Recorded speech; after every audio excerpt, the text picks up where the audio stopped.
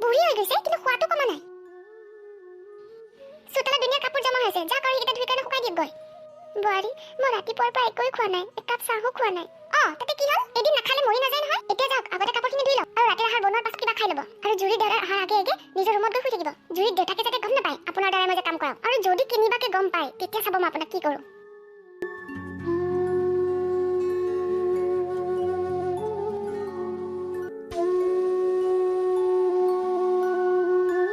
মা, ক'ত গ'লা? খোলা নেকি?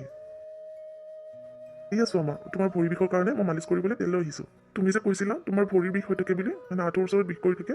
আহা মা, মই তোমাৰ ভৰি মালিচ কৰি দিওঁ। নালাগে বোপাই, তই মোৰ কাৰণে যিখিনি ভাবিছ এইখিনিয়ে মোৰ কাৰণে যথেষ্ট। তই দোকানৰ পৰা দুখে ভাগৰে আহিছ, যা বোপাই কিবা এটা খাই ল আগতে। তোৰ কাৰণে মই আজি মন পচন্দ তৰকাৰী বনাইছো, যা বোপাই খাই ল গৈ আগত। ঠিক আছে মা, কিন্তু তুমি মনত কৰি তেলখিনি লগাই ল'বা। এতিয়া শুই যোৱা তুমি।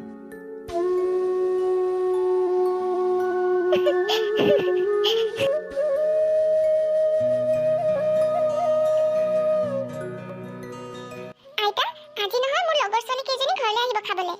সিহঁতৰ কাৰণে ধুনীয়া ধুনীয়া খোৱা বস্তুৰ বনোৱা দায়িত্বটো তোমাৰেই। মই খোৱা বস্তুখিনি বনাই দিম বাৰু, কিন্তু মোৰ গাটো খুব বেয়াও মাজনী। ৰাতিপুৱাৰ পৰা খুব জ্বৰ হৈ আছে মাজনী। তোৰ দেউতাই অলপ আগতে দৱাই দি গ'ল মোক। তই নহ'লে এটা কামে কৰ, তোৰ মাৰে কৈ দে মোক অকণমান হেল্প কৰি দিব বনাবলৈ। কি ক'লে? মই আপোনাক হেল্প কৰিম? মোৰ এনেও কঁকালৰ বিষ হৈ আছে আজি। গোটেই খোৱা বস্তু আপুনিয়ে বনাব লাগিব। আৰু জুৰি লগৰ ছোৱালী কেইজনী ঘৰত অহাৰ আগে আগে গোটেই খোৱা বস্তু বনাই ৰেডি কৰি থৈ দিব, নহ'লে আপোনাৰ কথা বেয়া হৈ যাব। মই যাওঁ খুবলৈ। মা, আইতাই যদি এই খোৱা বস্তুবোৰ বনাব নোৱাৰে, তেন্তে দেখোন মোৰ লগৰ ছোৱালীৰ আগত মই ইনচাল্ট হৈ যাম। আৰু দেখোন এতিয়াও লাড়ু আৰু চিঙৰা বজাৰৰ পৰা আনিবলৈ আছে। ইফালে মই কলেজৰ পৰা আহি ভাগৰি গৈছো, আকৌ ৰেডি হ'বলৈও আছে। তুমি আইতাক লাড়ু আৰু চিঙৰাখিনি বজাৰৰ পৰা লৈ আহিব কোৱা না মা।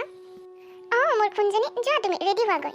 আৰু আপুনি যাওক বজাৰলৈ, লাড়ু আৰু চিঙৰা লৈ আহকগৈ। আৰু চিঙৰা গৰম হ'ব লাগিব।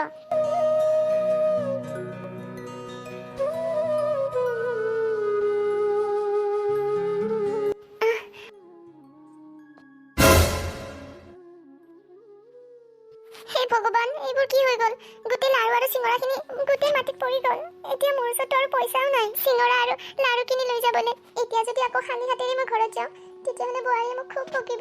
এতিয়া মই কি কৰোঁ একো ভাবি পোৱা নাই। কি কৰোঁ এতিয়া মই?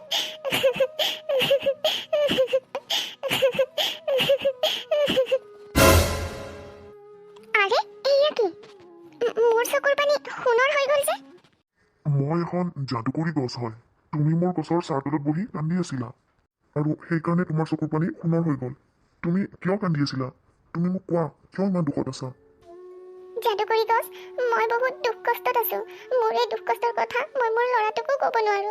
মোৰ বহুত কষ্ট হৈছে যাদুকৰী গছ। মই মোৰ এই দুখ কষ্টবোৰ আৰু সহ্য কৰিব নোৱাৰা হৈছো। মই মোৰ এই দুখ কষ্টৰ কথাবোৰ মোৰ ল'ৰাটোকো ক'ব নোৱাৰো, নহ'লে মোৰ ল'ৰাটোৰ সংসাৰ ভাঙি যাব। তুমি এটা কাম কৰা, তোমাৰ এই সোণৰ চকুৰ পানীখিনি দোকানত লৈ গৈ বিকি দিয়া। আৰু বিক্ৰী কাৰণে যিখিনি টকা পাবা, সেই টকাৰে তুমি বস্তু কিনি লৈ গৈ ঘৰত যোৱা, আৰু তেতিয়া চাবা তোমাৰ সকলোবোৰ ঠিক হৈ যাব। আৰু এটা কথা, আজিৰ পৰা তোমাৰ যেতিয়াই কষ্ট হ'ব, তুমি দুখ পাবা, তোমাৰ চকুৰে সোণৰ পানীয়ে ওলাব।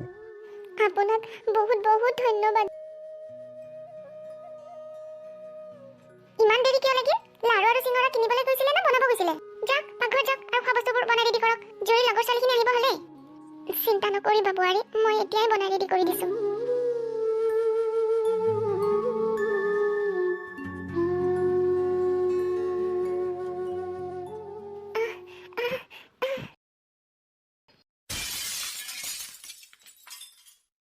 শিট! জুৰি, তোমাৰ আইতাই গোটেই তৰকাৰী মোৰ নতুন কাপোৰত পেলাই দিলে। ইমান দামী কাপোৰ আছিলে মোৰ। এইবোৰ কৰিবলৈ তোমাৰ ঘৰত খাবলৈ মাতিছা নেকি মোক? তুমি তোমাৰ ঘৰত এই আইতাজনীক কিয় যে ৰাখিছা নহয় নাজানো আৰু মই। আইতা, তুমি এইবোৰ কি কৰিলা? দেখা নোপোৱা নেকি? কমা নেকি তুমি? ঠিক তেৰিকা, ব'লা আমি ইয়াৰ পৰা যাওঁ। কিয় যে আহিছিলো নহয়, মোৰ ইমান দামী কাপোৰযোৰ বৰবাদ হৈ গ'ল। এতিয়া ঘৰত গৈ আকৌ গা ধুব লাগিব।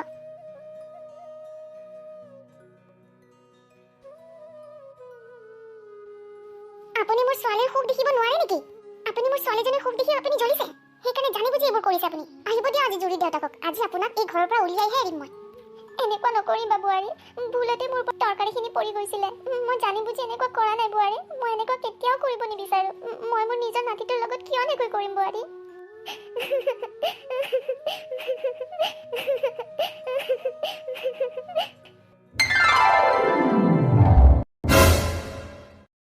আৰে, এইবোৰ কি? সোণৰ চকুৰ পানী?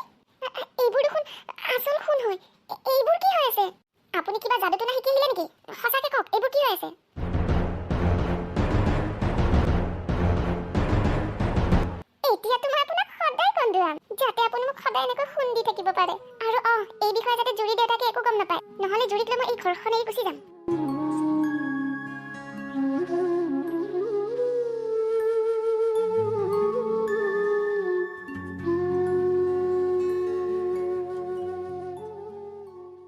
আপুনি কন্দা নাই কিয় মই আজি 2 দিনৰ পৰা আপোনাক বকি আছো ইমান বকাৰ পিছতো কান্দা নাই যে নাকান্দিলে মই খুন ক'ত পাম মোক খুন লাগে যেনেকুৱাই নহওক মই মোৰ নিজৰ কাৰণে খুনৰ বস্তু বনাব লাগে বোৱাৰী মই কি কৰিম মোৰ চকুৰ পানীয়ে ওলোৱা নাই মোৰ চাগে চকুৰ পানীয়ে শুকাই গ'ল সেইকাৰণে চাগে মোৰ চকুৰ পানী ওলোৱা নাই মা আইতা চাগে মিছা কথা কৈ আছে আইতাই মনে মনে চাগে কান্দি কাৰণে মুখিনি লৈ কাৰণে বজাৰত বিকি থৈ আহে আৰু এনেকৈ চাগে মনে মনে পইচা গোটাই আছে তই ঠিকেই কৈছ জুৰি মই এই ৰুমটোত জুই লগাই দিওঁ আৰু তই দৰ্জাটো বন্ধ কৰি দিবি আৰু যেতিয়া জুইয়ে ঘাট লাগি যেতিয়া পুৰিব তেতিয়া নিজে নিজে চকুৰ পানী ওলাব আৰু তেতিয়া আমি বহুত খুন পাই যাম এও মৰে যদি মৰক আৰু কমচে কম আমি শুনিতো পাম ঠিক আছে মা তুমি বাহিৰলৈ যোৱা মই আইতাক ৰুমৰ ভিতৰতে বন্ধ কৰি জুই লগাই দিওঁ ৰুমটোত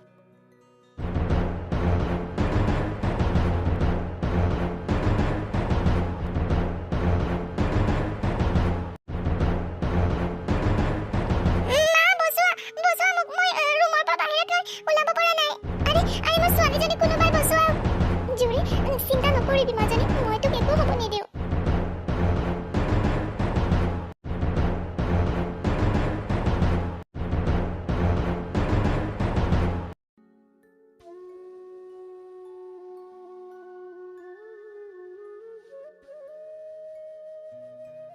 মই আইতাক জনাব বিচাৰিছিলো কিন্তু আইতাই মোক আজি বচালে আইতাই নিজৰ জীৱনৰ কথা নাভাবিয়ে মোক বচাবলৈ গ'ল আৰু মই কি কৰিব গৈ আছিলো এইবোৰ পইচাৰ লোভত মই অন্ধ হৈ গৈছিলো মোৰ পাপৰ ফল মই আজিয়ে পাই গলোহেঁতেন জুৰি যদি কিবা হ'লে হয় তেন্তে মই কি কৰিলো হয় মোৰ সকলোবোৰ শেষ হৈ গ'ল হয় আজি শাহুমায়ে মোৰ ছোৱালীজনীক বচাই ল'লে মা এইবোৰ কেনেকৈ হ'ল তোমাৰ দেখোন হাত দুখন জ্বলি গ'ল জুৰি তুমি ঠিকে আছা নাজানো কেনেকৈ হ'ল বোপাই লেম্পটো জ্বলি আছিলে আৰু তেনেতে মোৰ চকু দুখনো লাগি গ'ল টোপনিও গুচি গ'লো জুৰিয়েতো মোক খাবলৈ মাতিব আহিছিলে আৰু তাই বিচাৰি মোৰ কাৰণে এই জুইত ফাঁচি গ'ল কিন্তু ভগৱানৰ কৃপাত জুৰি মাজনী বাচি গ'ল শাহুমাৰ লগত মই ইমান বেয়া কৰিলো কিন্তু আজি শাহুমাই মোক বচালে মোৰ ছোৱালীজনীক বচালে